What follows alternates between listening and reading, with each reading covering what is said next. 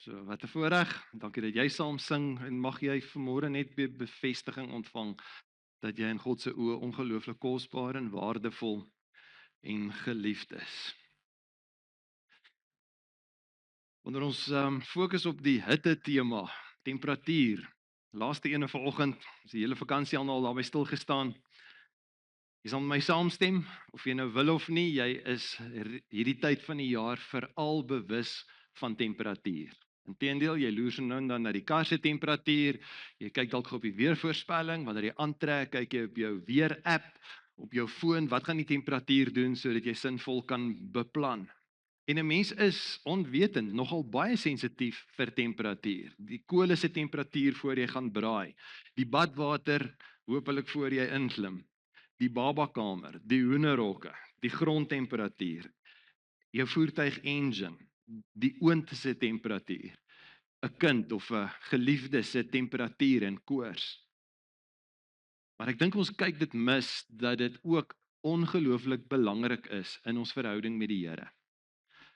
Vir Jesus is dit so belangrik dat wanneer hy na sy kerk kyk en na sy volgelinge kyk, dan maak hy 'n soberende stelling in Openbaring 3 vers 15 en 16. 'n Gemeente wat baie aktief, baie betrokke, 'n klomp groot positiewe goed gehad het wat gebeur, maar hier is Jesus se rapport. Ek weet alles wat julle doen. Ek weet dat julle nie koud is nie en ook nie warm nie. As julle tog maar koud of warm was, maar nou omdat julle lou is, nie warm nie en ook nie koud nie, gaan ek julle uit my mond uitspoeg. As jy met my saamstem, die verkeerde temperature volgens hierdie vers en volgens dit wat Jesus hier sê, die verkeerde temperatuur het slegte gevolge. En weer eens die vraag wat ek nie kan nalat om vanoggend te vra nie is, so hoe lyk jou geestelike temperatuur? Jy is besorg oor die temperatuur van jou ligreëling in jou voertuig, die temperatuur in 'n kamer, maar wanneer laas was jy regtig besorg oor Here, as U my meet vandag, hoe ver is ek by die verwagte kookpunt wat U van my verwag? Maar die realiteit in Openbaring 3 het nie te doen met individue nie. Dis spesifiek vir 'n gemeente.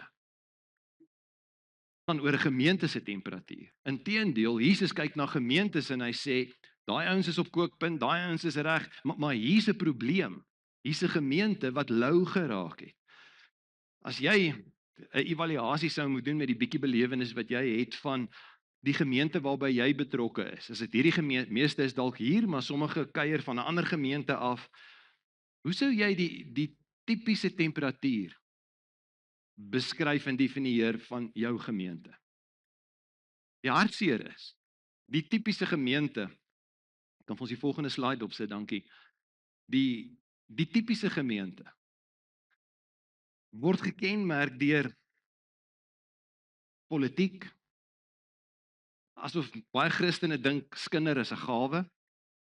Daar's hierdie my voorkeure, ek hou daarvan, ek wil dit so hê, ek wil dit so hê. Gerief, tradisies, ons doen dit hier altyd so. 'n Soeke na erkenning, niemand het my dankie gesê nie, niemand het my gevra nie. Egos. Dan die skrikwekkende is, dat is half die norm dat in die tipiese kerk in Suid-Afrika vandag is swak diens maar die norm. Daar's 'n traak my neagtigheid, ons doen dit mos maar net vir die Here. En dit wat gebeur is dikwels onrelevant of onverstaanbaar, of in plaas daarvan dat dit die lig en die lewe en die geur van Jesus uitstraal, is daar 'n mate van dis uncool, dis onaantreklik. Inteendeel, daar's ongelukkige gemeentesamekomste van so 'n aard dat dit eintlik afstootlik is. Iemand het so tyd terug die aanmerking gemaak en dit het my nogal diep getref. Hulle het gesê, hulle was by 'n gemeente gewees en wat vir hulle vreemd was, dit lyk en ruik soos 'n museum. En die interessante is, toe ek nou 'n slag weer by 'n museum instap, toe besef ek, ja, dit ruik nogal en lyk nogal. Daar's 'n onrelevantheid in baie van die kerke en die vraag is nie om vandag te oordeel nie, maar kan ek ook baie ernstig met jou wees en sê, die Bybel sê die oordeel begin by die huis van God. Wanneer gaan ons begin oop oë raak oor die toestand van die kerk en van die gemeente waarby ons betrokke is, om te sê, hoe relevant is dit, hoe brandend is dit, as Jesus vir ons 'n rapport moet gee, hoe ver is ons van 100 grade Celsius af? In plaas daarvan dat daar die oorwinning en lewe van Jesus in gemeentes is daar eerder 'n stryd om oorlewing. Daar word meer opgewonde gepraat oor bazaar as oor bid. Daar's interne politiek, daar's partyskappe, die een is vir die ene, daai een is vir daai ene. Inteendeel, die godsdienstbelewenis is steriel en impotent. Dis eerder dikwels 'n sosiale klub wat bymekaar kom, en as jy mooi daaraan kyk, daar is die Christelike nuances, maar is eintlik maar net 'n glorified kultuurorganisasie. Maar wat sou Jesus se temperatuurmeting van ons gemeente wees? Gemeentes is soms meer besorg oor die finansiële syfers as oor die geestelike temperatuur. Hoeveel maak dit saak? Hoeveel maak dit saak dat 'n gemeente op kookpunt is, dat 'n gemeente brandend en vurig is? Vir wie maak dit saak? En kan ek sê, en ongelukkig, hier so 'n tendens in ons gemeente van ja, Etienne en sy ou droompies. Ja, Etienne wat alweer 'n B in sy bane het. Maar kan ek vanoggend vir jou sê, dis nie wat dit vir my saak maak nie. As ek die Bybel reg verstaan, is dit 'n big deal vir die Here. Inteendeel, dit maak saak. Dit maak ontsettend saak dat die bruid van Christus. Nou jy verwys nie sommer na enige persoon in jou lewe as die bruid nie. Maar as jy op trou staan en daai vurige begeerte om een te kan word en om in 'n huwelik te kan tree met iemand, dan verwys jy nogal met groot passie en opgewondenheid na jou bruid. En dis die term waarmee Jesus verwys na sy kerk. En hy is so passievol oor sy bruid.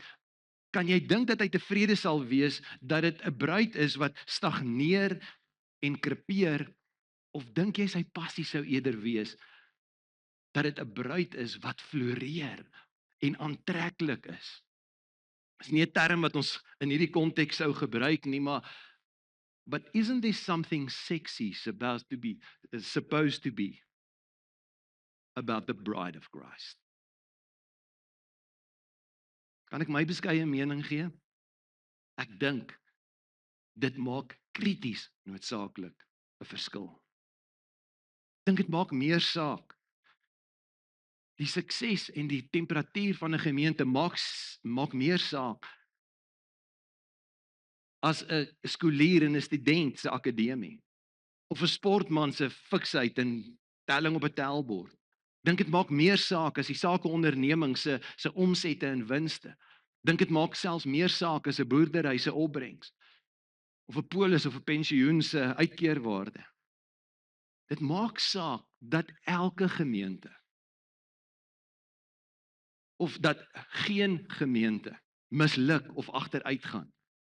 Inteendeel, ek dink dis 'n ongelooflike hartseer dag wanneer gemeentes by die punt kom waar hulle deure sluit en toemaak. Ek dink is een van die grootste tragedies wanneer gemeentes disfunksioneel en agteruitgaan. Maar dis van die allergrootste belang dat gemeentes vurig is en floreer. Dis daarom vanmôre uiters noodsaaklik dat ons net weer vir onsself die vraag afvra, waar posisioneer ons gemeentefamilie? En kom ons dink net vir 'n oomblik weer, hoekom dit belangrik en vir wie dit belangrik is. Nommer 1, die temperatuur, die vuur en die temperatuur van 'n gemeente moet belangrik wees vir die mense wat voorloop. Hebreërs 13 vers 17 hou nogal 'n ontnigtering in, want dit sê, julle voorgangers hou wag oor julle lewe. En hier's die riller gedeelte. En gaan eendag voor die regterstoel staan en aan God rekenskap gee. So diegene wat voorloop en leiding neem en selfs in 'n bediening verantwoordelikheid neem en invloed uitoefen, gaan uiteindelik aan God verslag doen oor hoe ver was ons van kookpunt af. Was ons maar lou en flou en gestagneer en eintlik dood, het ons maar net goed gedoen om verby te kom. Hoe produktief en effektief en vrugbaar was ons? Was daar vrug? En as dit vrug is van hout, hooi en stoppels wat maar gaan vergaan, of is daar resultate met ewigheidswaarde? Want jy sien, dit gaan nie oor aktiwiteite nie. En ek kan jou na enige gemeente in ons land vat, ek dink die kalenders is oorvol en almal is besig met 'n miljoen goed. Dit gaan nie oor aktiwiteit nie, dit gaan oor effektiwiteit. Sou daar iets belangriker wees as die vitaliteit en die gesondheid en die groei en die vooruitgang en die uitbreiding van die entiteit waarvoor Jesus met bloed betaal het? En ek weet ons maak 'n groot storie daarvan dat Jesus gekom het om ons as individue te red, maar hy het nie gekom net vir ons as individue nie, hy het gekom vir die korporatiewe, gesamentlike, vir sy bruid.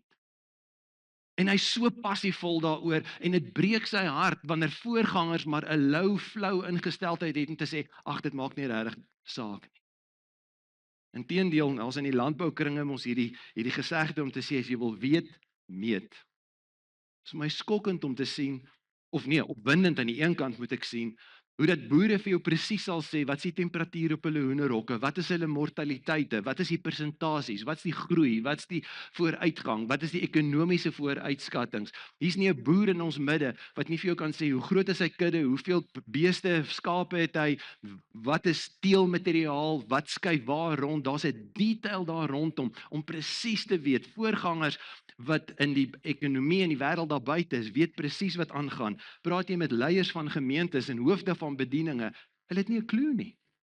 Hoeveel mense is julle op die oomblik? Hoeveel mense is besig om te skuif na hierdie disippelskapsisteem toe? Hoeveel mense is geestelik vrugbaar? Hoeveel mense is besig om 'n impak en 'n sinvolle bediening in die gemeenskap te hê? En ons het nie 'n klou nie. Ek dink diegene wat rigting en hoogte en vrugbaarheid en die temperatuur van 'n gemeente beïnvloed, het waarskynlik een van die grootste belangrike verantwoordelikhede om voor die Here te kan staan en sê, Here, dis wat U aan my toevertrou het en dis wat ek daarmee doen. Jy sien, die probleem het gekom by die een wat net een talent ontvang het. En is hartseer om te beleef hoe dit van my kollegas in die bediening by 'n gemeentetjie aankom en dis nie 'n groot gemeente nie en dan is hulle baie opgewonde. Hulle was getrou gewees vir 30 jaar en hulle die kiddetjie in die gang gehou en as hulle al weggaan is daar nog steeds net een talent. Jesus kom en hy sê, ek wil hê julle moet woeker. Is daar 'n dringendheid by gemeenteleiers om te sê, die temperatuur en die kookpunt en die vuur van dit wat in 'n gemeente is my verantwoordelikheid en ek het 'n aandeel nodig om seker te maak, ek gee die nodige brandstof en die energie en die ondersteuning om seker te maak, daar's groei en vooruitgang. Maar die vuur en die temperatuur van 'n gemeente moet nie net belangrik wees vir die voorgangers nie. Dis ook uiters noodsaaklik dat dit belangrik word vir elke volgeling van Jesus. Het jy geweet dat dit die norm van 'n Nuwe Testamentiese gemeente was?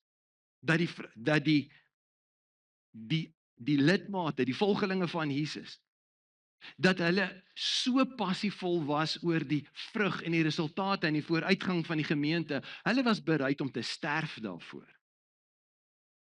Hulle was bereid om te sterf vir die groei en die uitbreiding van die lokale gemeente. In Handelinge 4 vind ons hoe dat volgelinge van Jesus saamkom om te bid in 'n tyd wat hulle gedreig word. In vandag se konteks dink ek die gemiddelde volgeling van Jesus is so met die verskonings. Maar ons is nie daar met die vuur en die ywer om te sê, come whatever it takes, I will press through. Baie van hierdie volgelinge was nie net gedreig nie. Ons lees later in die kerkgeskiedenis, baie van hulle is gevange geneem, hulle is brutaal gemartel, baie van hulle is wreed en vernederend om die lewe gebring. Sommige is lewendig in stukke gesaag. Letterlik, kan jy jou indink om in 'n martelproses te wees waar hulle stukkie vir stukkie van jou liggaam afkap totdat jy uiteindelik die gees gee, letterlik en figuurlik. Hoeveel mense is lewendig verbrand? Hoeveel mense is in 'n publieke skouspel voor leeu's gevoer? Hoekom? Dis volgelinge van Jesus wat gesê het, ons sal op kookpunt bly en ons gaan staan vir die naam en die saak van Jesus, want die vuur en die temperatuur van sy bruid en van ons as volgelinge is crucial. Dis punt nommer 2 op die skerm, hoor. Wat opvallend is die inhoud van hierdie ouens se gebede. Hulle bid nie. Hulle bid nie dat hulle omstandighede makliker word nie. Daar's nêrens aangeteken dat hulle gesê het, Here, werp hierdie wrede regering omver nie. Hulle bid nie vir makliker omstandighede nie. In Handelinge 4 lees ons in vers 29, hoor hulle gebed.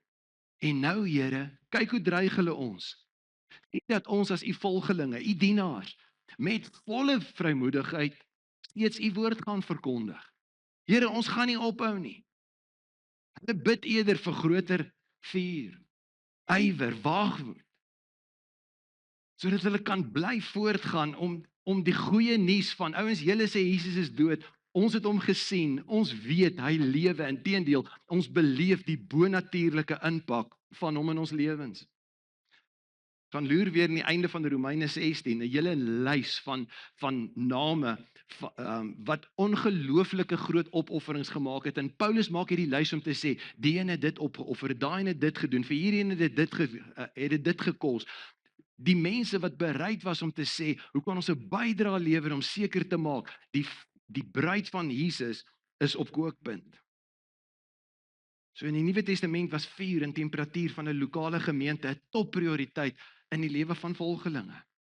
En ek dink steeds dat dit vir elkeen van ons moet saak maak, want jy's 'n rolspeler, of jy's 'n brugbouer of 'n brugbreker, of jy's iemand wat bydra om tot by kookpunt te kom en hierdie gemeentefamilie te help, dat ons al vuriger en al meer vol ywer en al meer met 'n momentum vorentoe beweeg, of jy's een wat bydra om 'n koudheid en 'n louheid te bring deur voete te sleep en ander se momentum te ontmoedig. Derdens, die vuur en die temperatuur van 'n gemeente is nog belangriker vir verlorenes.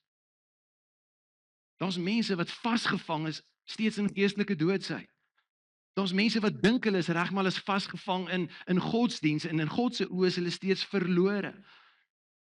Dis dalk gepoleerde sondaars, maar hulle bly sondaars.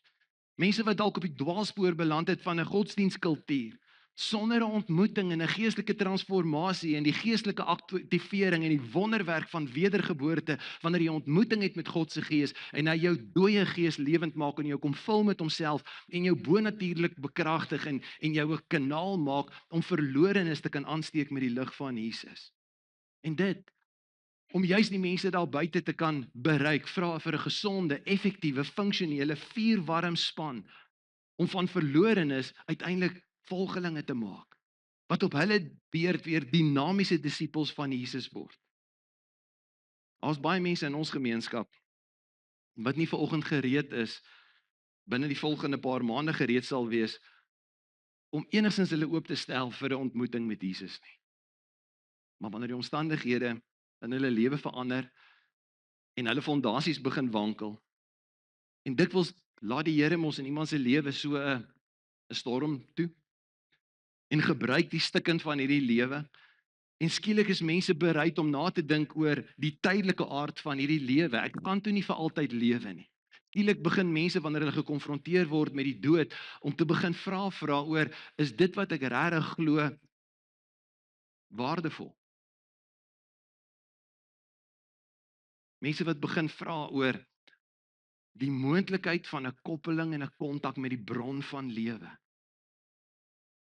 En wanneer mense gereed is dit van die uiterste belang dat daar gemeentes gereed sal wees, dat ons gemeente sal gereed wees en dat ons steeds in besigheid sal wees om sulke mense te kan in kontak bring met die bron van lewe, in staat kan wees om met ander mense wat hopeloos is te kan voorstel aan die bron van hoop en hulle te kan vertel van die hoop wat in ons lewe.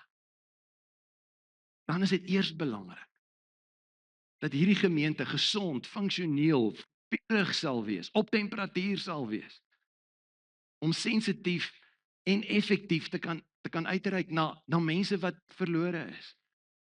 Want sien, Jesus heg ongelooflike waarde aan die ouens wat buite is.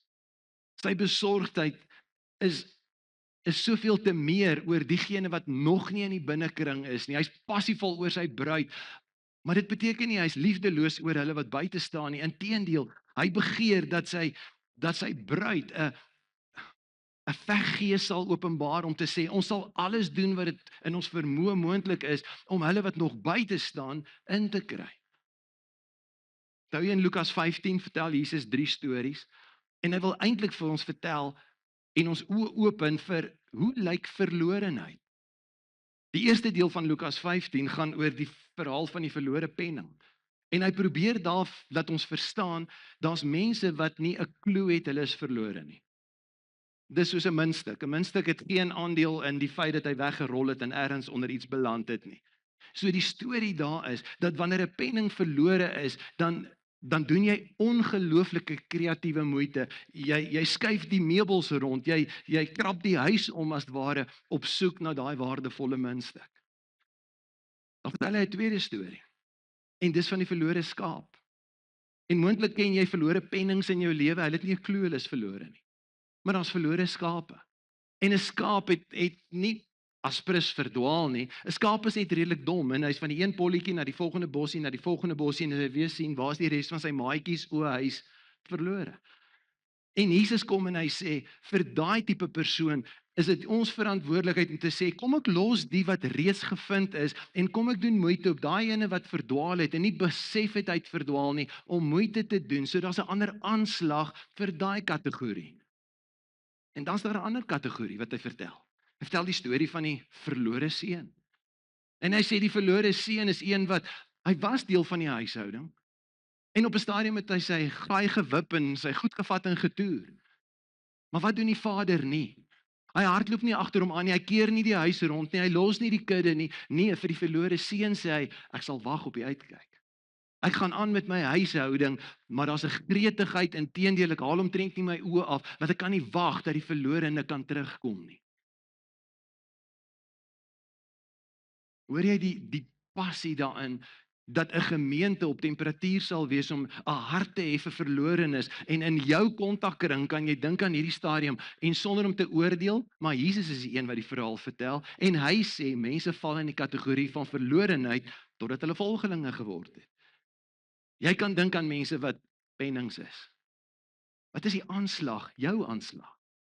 Maar weier ook, wat is ons gemeente se aanslag? Om op 'n kreatiewe, aantreklike manier die dorp rond te skuif as dit moet, om daai pennings, wat nie weet hulle is verlore nie, uiteindelik te soek en by hulle uit te kom en hulle te nooi na die lewe en die alternatiewe styl wat in Jesus te vind is. Wat doen ons met diegene wat ewe dom op 'n stadium dalk by die herder was, maar deur hulle omstandighede en leefstyl half verdwaal het? 'n Ander aanslag. En dan die verlore seuns, terwyl ons nie nodig het om die wêreld om te keer vir hulle nie, is daar passie en 'n ywer en 'n gebed steeds dat hulle weer die huis sal vind. Dit my saamstem dat die toestand van die reddingsboot staak maak vir die wat nog ver van die Here is. En die hartseer is dat daar te veel gemeentes in Suid-Afrika is, en Afrikaanse gemeentes, want dis waar my groot passie is, Afrikaanse gemeentes, wat maar net tevrede is dat hulle bootjie is mooi, hulle bootjie is skoon, hulle het hulle roeispane in plek en hulle geniet die son. As ons as reddingsbote nie op 'n reddingsmissie is nie, is ons verseker nie op temperatuur nie. Vierde rede hoekom dit crucial is. Ekskuus Herman, omdat dit krities noodsaaklik is dat ons op temperatuur is en vurig is vir die volgende generasie. Dit maak saak vir jou kinders en jou agterkleinkinders. En ja, ek weet, baie van ons kinders gaan nie in Standerton vashak nie, maar hier's 'n klomp wat nie ander heenkome het nie, want dis hier waar hulle lewe en hulle boerdery en hulle vooruitsig en hulle ankers is. En dit maak saak dat die gemeentes in Standerton, en hierdie is nie net op ons gefokus nie, maar ek is vir geen ander gemeente verantwoordelik behalwe hierdie een nie. So dit is net so krities noodsaaklik dat hierdie gemeente so op temperatuur sal wees, dat dit 'n belegging gaan wees en iets gaan in die grond anker vir die volgende generasie. Dink as daar geen ander rede is waarom 'n gemeente sterk en gesond en aantreklik en relevant en effektief en vuurwarm vir die Here moet wees, as dit daartoe bydra dat ons kinders 'n keuse wil maak om Jesus te volg. In plaas daarvan dat kinders groot word in gemeentesituasies waarvoor hulle eintlik skaam is. Ag, moet ons nou weer kerk toe gaan? En eintlik, hulle sê dit nie noodwendig nie, maar iets in hulle binneste sê, hoekom gaan ons deur hierdie kerk oefening? Niemand luister nie. Dit is baie keer interessant om hier voor te staan te sien wie slaap. Ek het nogal gedink, ons het seker lekker hol sweeties. En iemand het nou dag my 'n ketty gegee. Ek is seker daarvan. Jy klits iemand net een keer, jy gaan almal wakker wees. Ek bedoel, dink net elke Sondag, jy doen nie net een keer. Maar kinders kyk na so 'n situasie en dink, what's the use? En kan ek vir julle sê, jammer ouer generasie, ek bars dalk ons babbel. Die jonger generasie is baie slimmer as ons. Op alle vlakke. Hulle kan vir jou meer feite gee as wat jy het, maar hulle het nie wysheid nie. Maar hulle is slim genoeg om te kyk en te besef, hierdie kerk speel godsdienstkultuur dink werkie vir my nie. Niemand se lewens word verander nie. Daar's nie krag in gebed nie. Hulle kan nie eintlik sien dat daar resultate is nie. Wonderwerke gebeur nie. So die afleiding wat hulle maak is, wie dit nodig? Jy sien as 'n gemeente lou of koud is dit die impak wat dit het op die volgende generasie. Hulle sê net baie dankie, dis nie vir ons nie. En al meer van die jonger generasie stap weg. En weet jy wat, dis nie hulle skuld nie. Dis die temperatuur en die vuur van gemeentes wat hulle eintlik afstoot. Wat 'n tragedie. Vir ons kinders en vir ons volgende generasie, as 'n gemeente stagneer en vasgevang is in godsdienstige doodsheid en stelselmatig maar agteruit gaan en jy kom ons nie agter as dit ding so half afkoel nie. Ek is van mening dat elke ouer vanoggend hier eintlik tog wil hê dat jou kind in 'n gemeentekonteks is wat jou kind sal inspireer om self te begin ondersoek en instel. Self die vuur van geloof te ontdek en te beleef. En dis nie ou Paulus se geloof en pa en ma se geloof nie. Ek het Jesus ontdek. Ek het ontdek wat die Heilige Gees in my lewe kan doen. En dat hulle aangevuur weer kan verder hardloop met dieselfde boodskap en mandaat wat Jesus vir sy kinders het. Die rede hoekom ons gemeente op kookpunt moet wees, is dalk nie net vir die volgende generasie nie, en al vier hierdie punte reeds op die skerm is baie belangrik. Maar die grootste rede hoekom dit nie onderhandelbaar is nie, is ek dink dis van kritieke noodsaaklikheid vir Vader. Sou God 'n voorkeur hê dat die lokale gemeente floreer en groei en kook? Of is hy okay daarmee as 'n gemeente maar stagneer en kwyn en faal en verdwyn? Is dit 'n blye of 'n hartseer dag in die hemel wanneer 'n gemeente stagneer en krepeer? Ek wil waag om die volgende stelling te maak. Tot 'n groot mate, tot 'n baie groot mate, is die reputasie van ons Vader op die spel. Want in die wêreld se oë, hulle weet niks van God en sy gebod daar buite nie. Maar daar's 'n verband tussen die reputasie van God en die sukses of mislukking van 'n lokale gemeente. Mense se persepsie van God word beïnvloed deur die vuur en die temperatuur van 'n gemeente.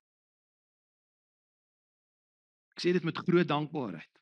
Dis mense van ander gelowe en ander wentelbane, ander kulture. Van die Indiërs het nou al vir my gesê het, "No man, what's happening at your building, man? There's always cars there, man." Dan sê, "What's happening?" Dan sê ek, "Sorry, I'm not supposed to tell you." "No man, you can't do that, you must tell me, man." Sê ek, "Nee, ek gaan nie vir jou sê nie. Kom kyk self." Maar daar sit ek twee en twee bymekaar om te sê, hier's mense van ander gelowe en ander oortuigings, en ouens wat ateïsties en agnosties is, wat vandag hier verbyry en sê, hulle wonder wat gebeur daar. En eers trek dit iemand se aandag, en dit het nog niks met God en sy gebod te doen nie, maar dit trek aandag van, daar gebeur iets, ek wonder of ek uitmis. Of jy ry by 'n kerkgebou en daar staan twee karre. En iets in jou onderbewussyn sê, ek so bly ek sien daar nie. Jy sien, tot 'n groot mate het dit niks net te doen met die menslike organisasie nie, die eer en die reputasie van Vader is op die spel. Elke keer wat daar nog 'n gemeente ontstaan en nog 'n gemeente bymekaar kom en aanbid en uit sy nate uitbars. Of elke keer wanneer 'n sukkende gemeente maar uiteindelik oorweeg om te ontbind. Menslik gesproke is die eer van Vader op die spel. Hier's 'n interessante ding wat ek vir jou op die skerm sit. Ons kan nie God kleiner maak nie. Hy is wie hy is. En wat ook al ons doen, verander niks aan sy karakter en sy vermoëns en sy alomteenwoordigheid en sy alwysheid en sy alwetendheid en sy almag nie. So ons kan nie God kleiner maak nie. Maar hier is die gevaar.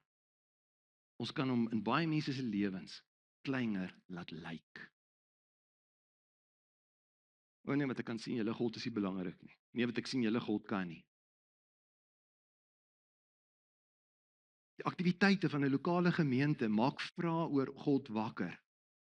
By die mense wat kerklos is en die mense wat ongelowig is. En skielik, of in baie mense se koppe, hulle dink dit nie so bewustelik nie, maar iets in hulle gees vra, het God steeds die mag om sondaars radikaal te kan bevry? Is die Heilige Gees regtig besig om mense te lei en te leer en toe te rus en te mobiliseer? Doen God steeds buitengewone dinge deur doodgewone mense? Is die Bybel steeds 'n betroubare riglyn en 'n ware kompas, en as jy daai ware noord volg, gaan jy by jou bestemming uitkom? Is dit regtig 'n betroubare handleiding in die tyd waarin ons lewe? Is daar steeds krag in gebed?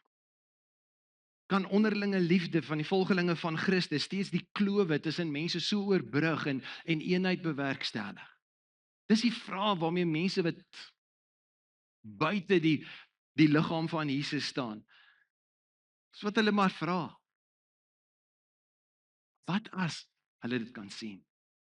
Daar's 'n groep mense wat net eenvoudig anders dink, anders opereer, en geestelike dinge is nie vir hulle net 'n teorie nie, dis 'n realiteit.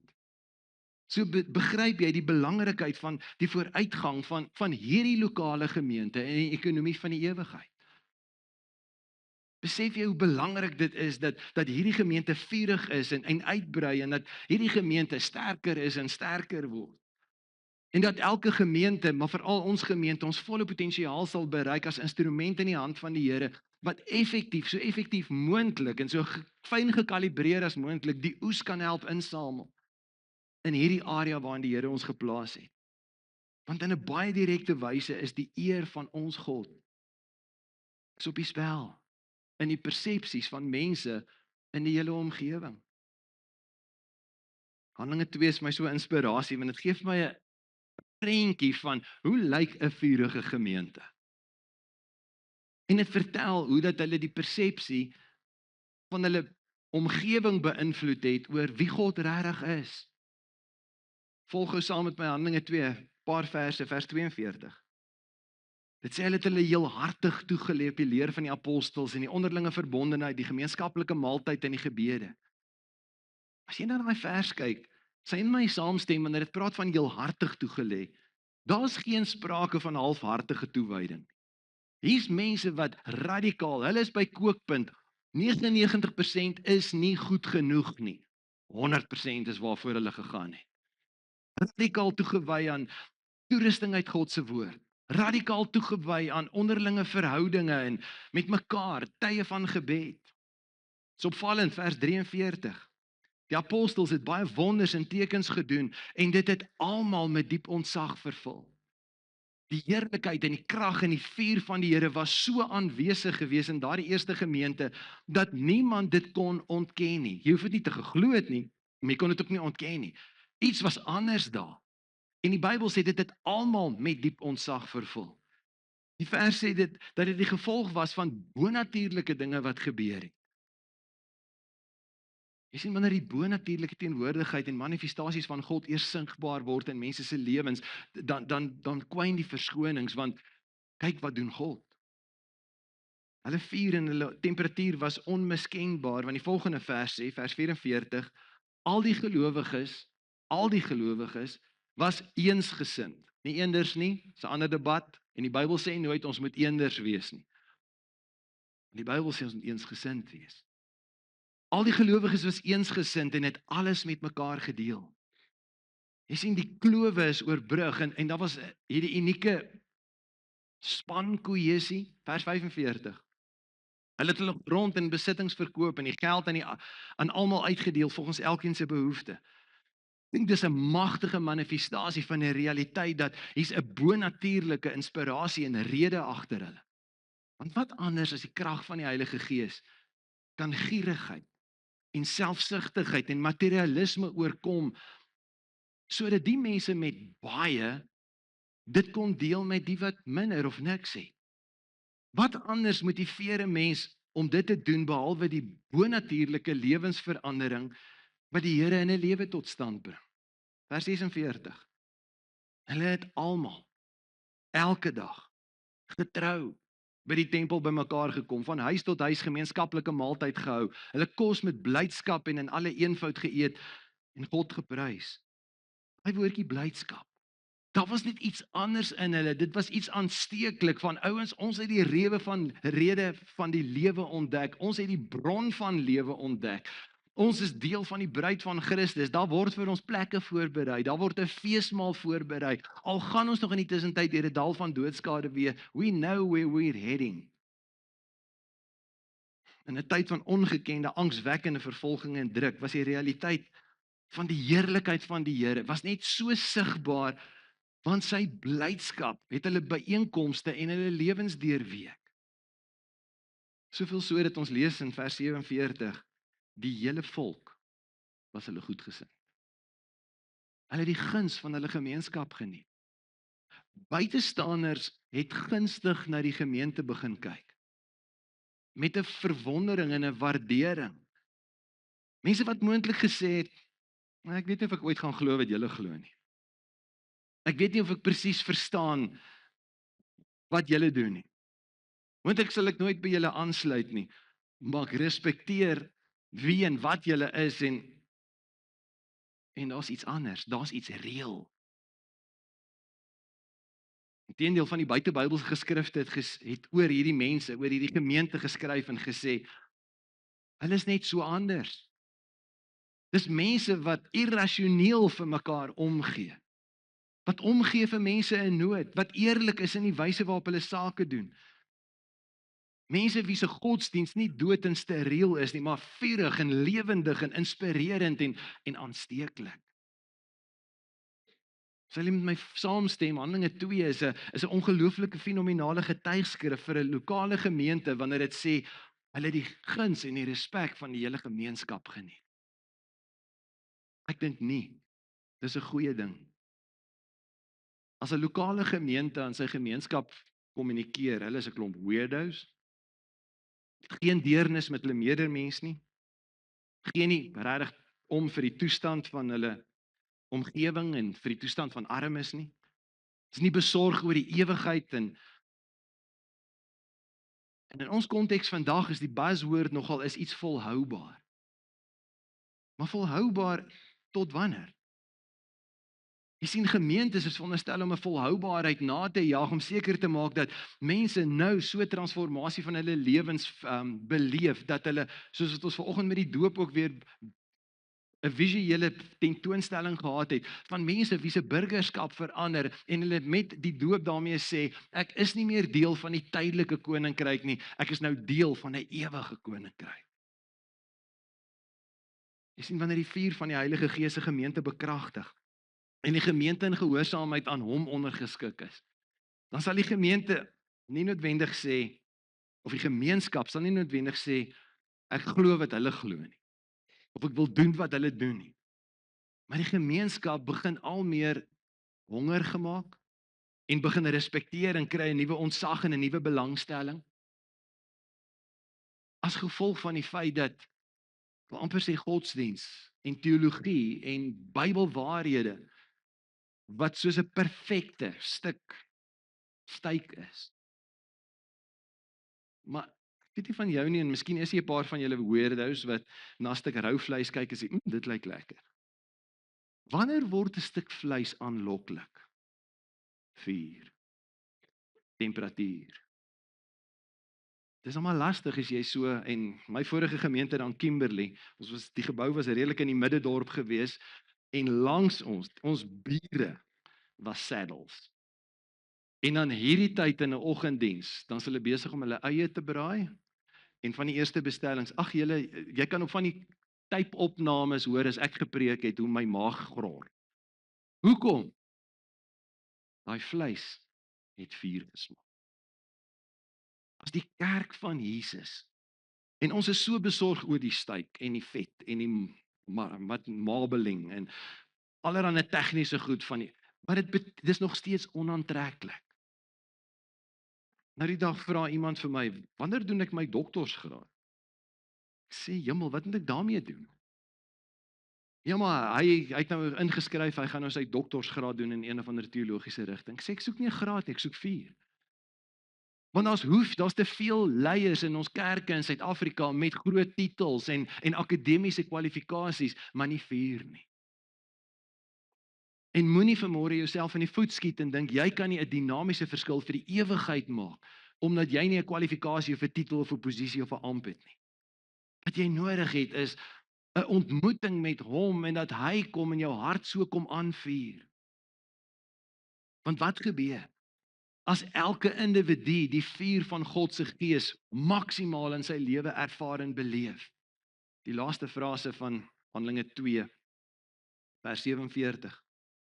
En die Here het elke dag mense wat gered word by die gemeente gevoeg. Gemeentegroei is nie menslike poging. Dis God wat mense begin byvoeg.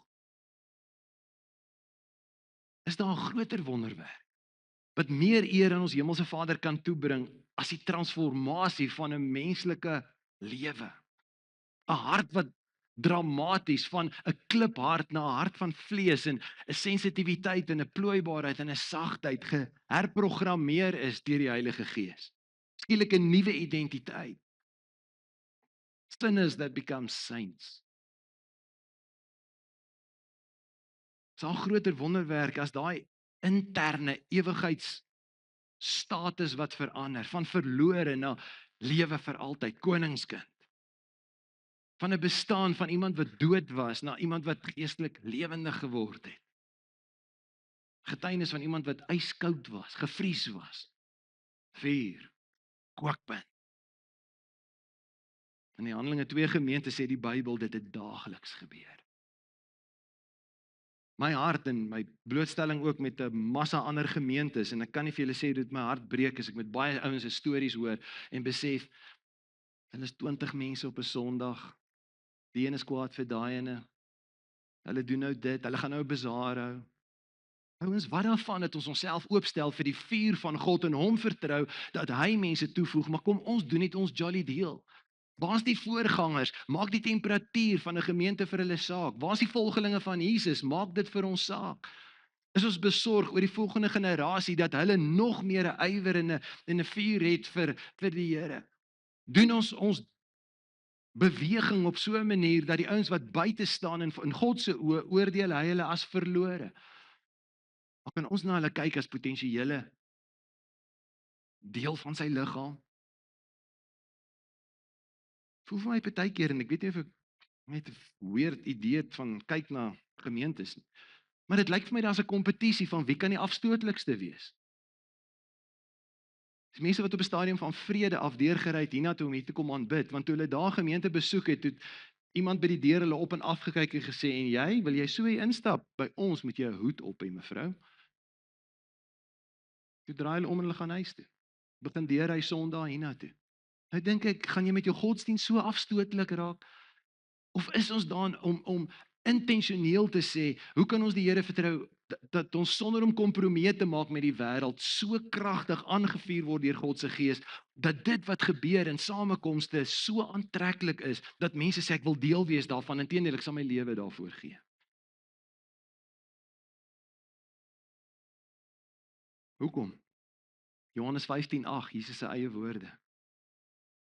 Jesus sê, my Vader word juis daardeur verheerlik, dat julle baie vrugte dra en my disippels is. Jy sien, hy soek dat daar vuur in ons harte is en dat hy iets in ons kom aansteek sodat daar vrug is en resultate is. So kan ek jou uitdaag om nie te skroom en om te begin beplan, te begin droom en te begin bid dat jou lewe, maar jy's deel van 'n groter span hopelik om te sê dat ons meer vrug kan dra. Dat ons nog 'n groter beeld van die heerlikheid van die Here kan uitstraal as wat ons tans doen.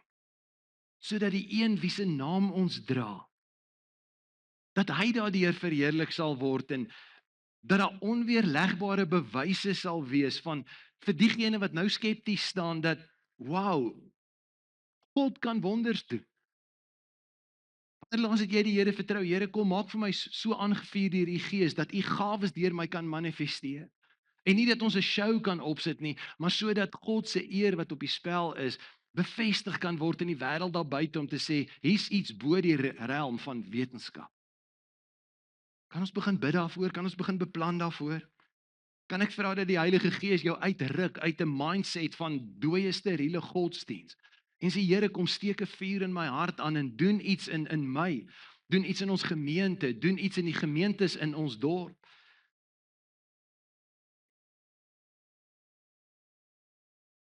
Elke gemeente vrugbaar word, floreer, op temperatuur bruikbaar word.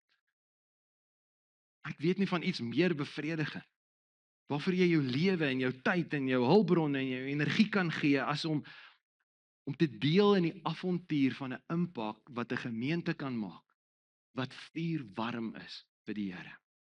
Kom ons bid saam. Here, ek bid dat U vanmôre sal oorlog maak in ons binneste met tevredenheid. Met godsdienstkultuur. Met 'n tevredenheid om dood of flou en lou te wees. Ek bid dat elkeen van ons selfondersoek sal instel en dat ons in ons persoonlike tye U aangesig sal soek en dat ons sal beleef op persoonlike vlak, maar meer nog op gemeentevlak. Dat die bonatuurlike van die Here eintlik natuurlik word, want ons God antwoord gebede. Ons God doen die onmoontlike, ons God voorsien. En ek bid vir groot genade, Here, dat U vir ons wysheid sal gee oor groot besluite wat die toekoms aanbetref, maar dat ons onsself sal posisioneer om presies te weet, ons is op daai plek waar die vuur van God op ons altare brand. So vir diegene van ons wat dalk eers uit lynheid is met U en tevrede geraak het met 'n koudheid en 'n louheid, kom skud ons wakker. Kom bid vir elke leier in hierdie gemeente, vir elke bedieningsspan, voorloper, kom bid vir elkeen wat een of ander rol in ons gemeenskap speel in 'n bediening. Mag daar 'n dringendheid in ons wees om U te vertrou dat ons so op kookpunt sal wees, maar meer nog dat die implikasie sal wees dat die naam en die saak van ons God in eer herstel sal word, omdat die kerk en die gemeente van Jesus die brandende kookpunt bereik wat dit moet hê. Dankie dat U 'n duur prys betaal het, omdat U weet, hierdie is wat die agent is om die wêreld mee te verander, is U kerk. In ons lokale gemeentetjie hier mag ons 'n inspirasie wees, mag ons onsself posisioneer, mag ons op die plek wees. Aangevuur deur U Gees, nuwe ontmoetings in ons binnekamer met U. Dat die vuur van God van hier af kan versprei en die lieflike geur van daai styk wat mense honger maak, dat dit dieselfde impak sal hê, die lewe van Jesus wat mense honger maak na 'n verhouding met U. Dankie dat U die een is wat hierdie woord kan laat wortel skiet in ons lewe. En mag daar 'n ander dringendheid in ons wees om op die temperatuur te funksioneer wat U weet ons kan. Dankie Heilige Gees dat U dit vir ons moontlik maak. Dankie dat U die een is wat dit kan uitwerk wat U deur hierdie woord ingewerk het. Ek bid U seën af op 'n besondere manier op elkeen en die roeping in die toekoms wat U vir ons in gedagte het. In die naam van Jesus bid ons dit. Amen.